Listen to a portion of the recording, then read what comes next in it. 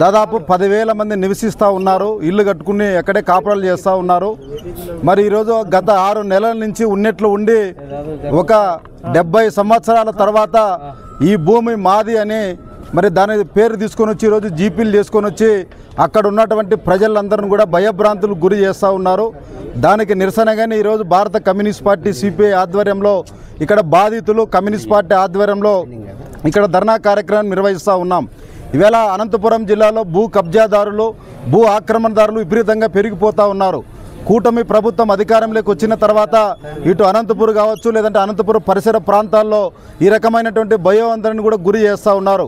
అందులో భాగంగానే ఈవేళ పాపంపేట సోత్రియం భూములకు సంబంధించి 1956లోనే ఇనాము చట్టాన్ని రద్దు చేసిన తర్వాత రైతు వారి పట్టాలు తీసుకున్నటువంటి వాళ్ళతో మరి సక్రమంగా కొనుగోలు చేసి ఈరోజు అక్కడ నివాసం ఉంటున్నటువంటి వాళ్ళపైన మాకు వారసులు మాకు రిజిస్ట్రేషన్ ఉందనేసి 80 సంవత్సరాల తర్వాత ఈరోజు వచ్చి దాన్ని కొంతమందికి జీపీ చేసి ఆ భూముల్లో ఈవేళ ఖాళీ ప్లేసులు అంతా కూడా బోర్డులు నాటి భయోందరణ సృష్టిస్తూ ఉన్నారు.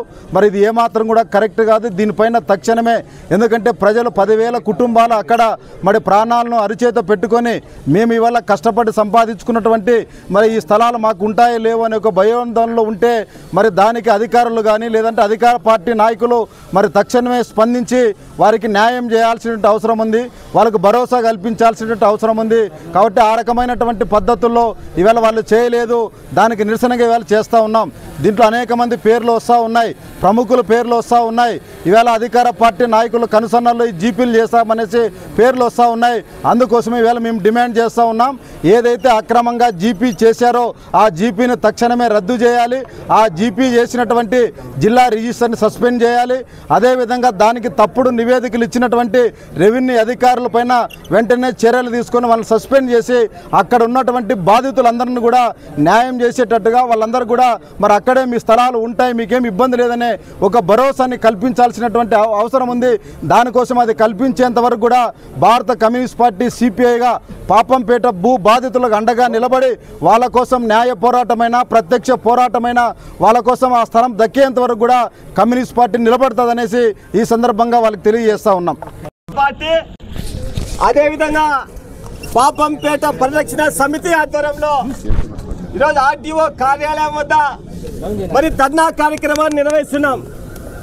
మరి అనంతపురం నగరంలో నడి బొడ్డున ఉన్నటువంటి నడిమంక నుంచి అక్కడ రూరల్ ప్రాంతం వరకు దాదాపు 992 ఎకరాలు ఇనాం భూములు ఉంటే మరి ఈ మధ్య కాలంలో ఈ 6 నెలల కాలంలో అధికార పార్టీకి సంబంధించినటువంటి అధికారాన్ని అడ్డం పెట్టుకొని కొంతమంది భూ కబ్జాదారులు పాపంపేటలో నివాసిస్తున్నటువంటి 10,000 కుటుంబాల మీద రాబడ్లు పడి ఈరోజు ఆ భూములు కొల్లగొట్టడానికి అక్కడ ఉన్నటువంటి రూరల్ ఎంఆర్ఓ ఆఫీసు నిలయంగా చేసుకొని అక్కడ రూరల్ ఎంఆర్ఓ ఆఫీసు అధికారులకు కోట్ల రూపాయలు ఎగగట్టి ఈరోజు అక్కడ ఉన్నటువంటి 177 ఎకరాల్ని మరి ఇప్పుడున్న కబ్జాదారులు వారి అధీనంలో ఉందని చెప్పేసి రిపోర్ట్ ఇస్తున్నారంటే ఈ జిల్లాలో ఉన్నటువంటి రెవెన్యూ అధికారులు ఏ విధంగా అవినీతికి పాల్పడుతున్నారో స్పష్టంగా కనబడతా ఉంది. 177 ఎకరాలు అక్కడ మరి పాపంపేటలో ఎక్కడైనా ఖాళీ ప్లాట్లు ఉన్నాయా? 70 సంవత్సరాలుగా 60 సంవత్సరాలుగా ఈరోజు అనేక మంది మిడిల్ క్లాస్ పీపుల్ మరి ఇల్లు కట్టుకొని గుత్తలు కడుతున్నారు, బ్యాంకులో లోన్ తీసుకుంటున్నారు. అనేక మంది టీచర్లు ఉన్నారు, అనేక మంది పోలీస్ అధికారులు ఉన్నారు.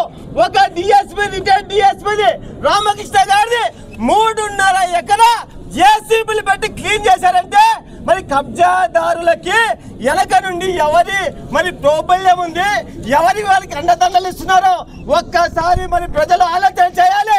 లోకల్ ఎమ్మెల్యే గారు మీరు ఏం చేస్తున్నారో పరిటాల సునీతమ్మ గారు అడుగుతున్నాం.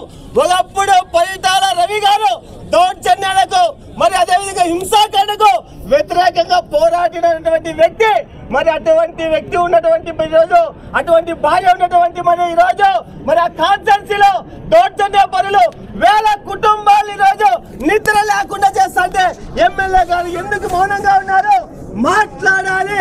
ఆ ప్రజల బాధ్యతలన్నీ మరి వాళ్ళకి న్యాయం జరిగే వరకు ఎమ్మెల్యే గారు ముందుండి మరి పోరాటం చేయాలి. కమ్యూనిస్ట్ పార్టీగా కబ్జాదారులకు ఒకటే చెప్తున్నాం. మరి 60-70 సంవత్సరాలు ఈ రోజు ఓనర్లు వచ్చారు. మాది భూమి అంటున్నారు.